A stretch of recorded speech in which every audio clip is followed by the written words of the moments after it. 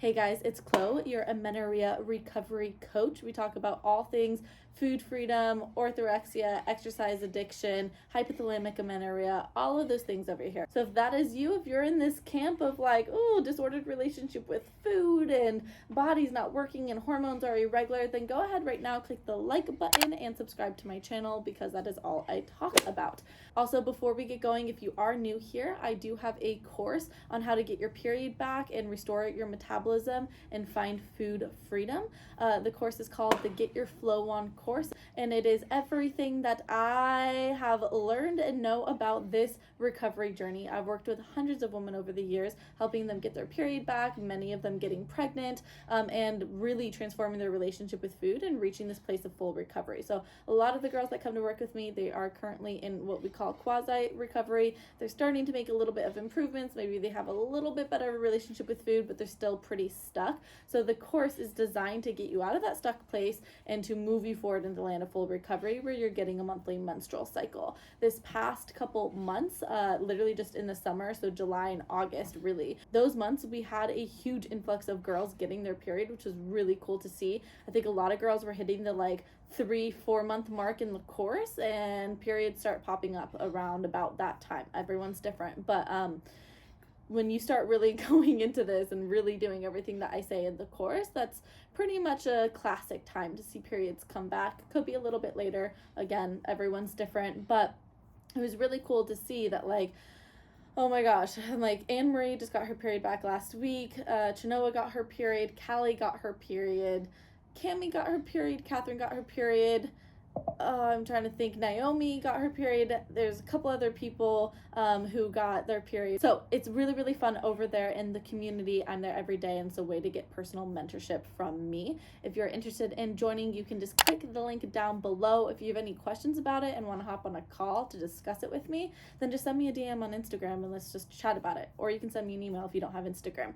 Again, all of that stuff is down below. I gotta turn my computer off because that little beeping sound is my Vibely app, which is where I host my community. So the girls are chatting away right now. And anyways, turning that on mute so we don't get to hear that. So this post that I came out with the other day on Instagram said PCOS or hypothalamic amenorrhea. Which one is it? So I've seen in my practice that a lot of women come to me saying that they were diagnosed with PCOS, and it's really, really, really interesting to me because I'm like, here you are, you're coming to me with a history of overexercise, under-eating, chronic dieting, low body weight, yada, yada, yada, yada, and your period's missing. And you go to the gynecologist and they tell you, oh my gosh, you have polycystic ovaries, you have PCOS. And you go, oh my gosh, I have PCOS. And so then you start looking online to see how to heal PCOS. And unfortunately, the PCOS community is very heavily indoctrinated by diet culture. I see a lot of you have to eliminate gluten and sugar and dairy and all these things, and you have to exercise every day. And it's a very we have to put you in restriction and give you all these rules about food. That tends to be kind of the classic the classic kind of method of recovery from PCOS. That is a whole nother video for me to do, but let's just put it out here, okay? That is not the way to actually recover from PCOS. The body never likes strict restriction like that and or over-exercise. And so there's another way to get your body back into balance. But PCOS is not my specialty. I deal with hypothalamic amenorrhea. Just putting it out there that approach can be very toxic and is not the approach that I would take if, say, I was diagnosed with PCOS. And I'm someone who knows a lot about hormones. So let's take it back to this story here. You're someone who gets diagnosed with this PCOS. You look online, you see all these things, and you're like, well, great, right? I get to have an excuse for not eating dairy and for not eating gluten and for exercising every day. Wow, doesn't the ED mind love that? Doesn't the part of us that is obsessed with restriction and addicted to deprivation, doesn't it love that we get the affirmation online from all of these people, doctors and dietitians included, that this is what we have to do? And so they come to me and they're like, Chloe, I'm trying to get my period back. I can't go all in though. because I have a diagnosis of PCOS. And I get this all the time. I get it all the time. I get it in my DMs. I get it with my clients. And I'm like, okay, well, let's try and understand what's going on here. And I tell them this one thing, and this is what I want you guys to hear, okay? So what I tell all of my clients who are going through this, and they're like, I'm confused. Why do I have polycystic ovaries then? So let's get very clear here, because I think this will help a lot of you guys. When you have hypothalamic amenorrhea, it is often very common to see polycystic ovaries because you are not ovulating. So a lot of things get unbalanced down there.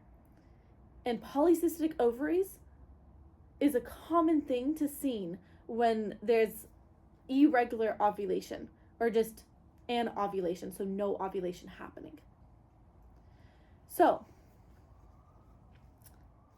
if you are someone who, again, is showing the classic signs of hypothalamic amenorrhea, low body weight, low body fat percentage, over exercising, super stressed out all the time, chronic dieter, has lost a lot of weight, is not at their natural, healthy kind of body set point weight, and you get diagnosed with PCOS because your gynecologist tells you that you have polycystic ovaries, I want you to challenge your gynecologist.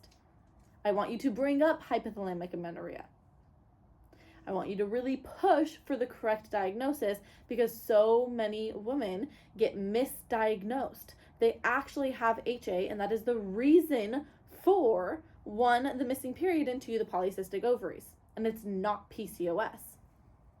So there goes your excuse of, I need to just restrict more and exercise more to heal. I'm like, that's only going to make it worse. And unfortunately, a lot of girls find that 3, 4, 5 years down the road when they're like, what the heck? I've been doing all these PCOS protocols and nothing is happening with my polycystic ovaries. And my period still hasn't come back. I'm like, So let's just quickly in this video, because I have just a little bit more time with you guys, just quickly give a little rundown of the differences between PCOS and HA. I'm literally just going to read this, okay? So you guys can read along with me. PCOS is a condition characterized by menstrual irregularities associated with insulin resistance or hyperandrogenism, which is raised male sex hormones. PCOS often presents with symptoms such as weight gain or difficulty losing weight, hair loss, acne, hair growth on the face, and polycystic ovaries on ultrasounds. This is where it gets confusing, right? Infrequent or absent periods are another possible sign of PCOS as the body fails to ovulate on a regular basis. Again, why there's polycystic ovaries, you're not ovulating. In contrast, hypothalamic amenorrhea occurs when the brain, the hypothalamus, this gland in your brain, stops communicating with the ovaries, which results in the absence of a period. Because the hypothalamus is no longer telling the pituitary gland that we need to start creating follicle stimulating hormone and luteinizing hormone and all of those things. So you're just simply not getting the message that we need to be ovulating, growing follicles, doing any of those things. Zero message. It's not happening. The hypothalamus has stopped that because it perceives stress. That stress can be stress as in you got a new job, you're super, super, super stressed out and you haven't been sleeping well. That can cause HA. Or more commonly, what the stress is from undereating and overexercise. So remember when I said above that hair loss can be a symptom or a sign of PCOS? Well, what happens when we're underfed and we're undernourished? I can tell you because that was me for years. My hair was falling out in handfuls. Hair loss is commonly associated with undereating, underfueling your body. Your body doesn't get enough nutrition. Why on earth would it focus on sending nutrition into your hair? My hair is a bunch of, keratin, a bunch of amino acids, a bunch of proteins and stuff like that. I don't have enough protein to beat my heart. Why on earth would I be growing hair? My body doesn't care about that. So I get that there's confusion there. I feel like there's also confusion when girls will come to the gynecologist and they say aren't underweight, okay? And they get diagnosed with PCOS and they think, yeah, it has to be PCOS because I'm not underweight. But I just want to remind you I just want to remind you guys out there, for the ladies in the back, that you can be in energy debt, which is your body does not have enough calories to function properly, whether that be you burned it off via exercise or you underate. You can be at any body weight. I work with so many girls who are diagnosed with anorexia who are at completely, quote unquote, normal body weights.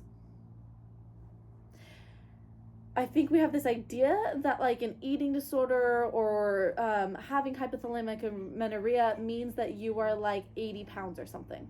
It's not the case. Sure, can that be the case? 1000%, 1000%. But we need to stop thinking that those in bigger bodies can't have eating disorders, can't be diagnosed with anorexia, can't be dealing with hypothalamic amenorrhea. It's actually a real big issue in this industry, because those people who go to, say, the gynecologist or the doctors, they kind of get bypassed as you're fine. You're fine. No, you don't need to stop exercise. In fact, maybe you should exercise more. I'm like, they have amenorrhea. They shouldn't be exercising at all. I don't care what their body weight is. Exercise is stress to the body. The hypothalamus stopping the communication with the ovaries is due to stress. So, things to ask yourself if you're kind of in this like, what is it? One, when did your period first start to go missing? Was it after a time of weight loss? Was it after you changed your diet? You all of a sudden became vegan? Or was it when you decided to do high fat, low carb, or low carb, high fat, or went raw vegan, or you went keto? Was there a shift and change in your diet and in your weight? Your exercise routine. Are you someone who go, do 24/7? You're always at the gym every single day. Don't miss a day. Work hard. Go to the gym every moment of the day. Are you running every single day for miles and miles and miles? Do you do a ton of cardio? Have you recently come off the contraceptive pill? Post-pill amenorrhea is a very common thing. Do you have a family history of PCOS? So one thing that you can see on a blood test, if you were going to get a blood test to kind of decipher the difference, is androgens when you have PCOS typically will be raised, and typically when you have amenorrhea they're going to be lowered, like they're going to be on the lower end of the scale. You can also look at your luteinizing hormone. So hypothalamic amenorrhea is going to have low luteinizing hormone, and then PCOS is going to have high luteinizing hormone, or I should say the ratio between luteinizing hormone and follicle stimulating hormone is going to be higher, and then with amenorrhea it's going to be lower, if that makes sense. I'm trying to think if there's anything else here for you guys. I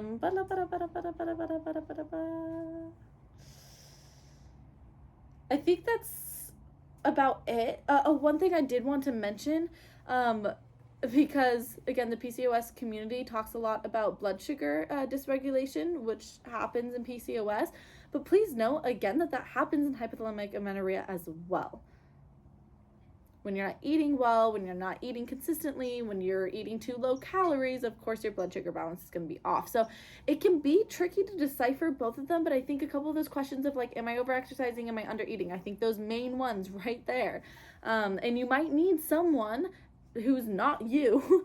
You might need someone else to decipher whether you're under-eating, because a lot of times, especially in our culture, it's like, oh yeah, I'm totally eating well. And then I look at the girl's diet, I'm like, you're eating 1,200 calories. What are you talking about? That's not enough. And so I think getting help from a professional can be extremely helpful to decipher whether you are someone who is under eating and is in energy debt. So I hope that was really helpful. If you guys are someone who has been diagnosed with PCOS, but then later found out that it was hypothalamic amenorrhea, can you put that down below in the comment section, or just any kind of story with being diagnosed with PCOS or hypothalamic amenorrhea? I'd love to hear if there was like confusion from your doctor on that side, and like what got you to notice that like, oh yes, I am actually suffering from hypothalamic amenorrhea. Yeah, that's all I have. Again, like the video, subscribe, and I'll see you guys in my next one.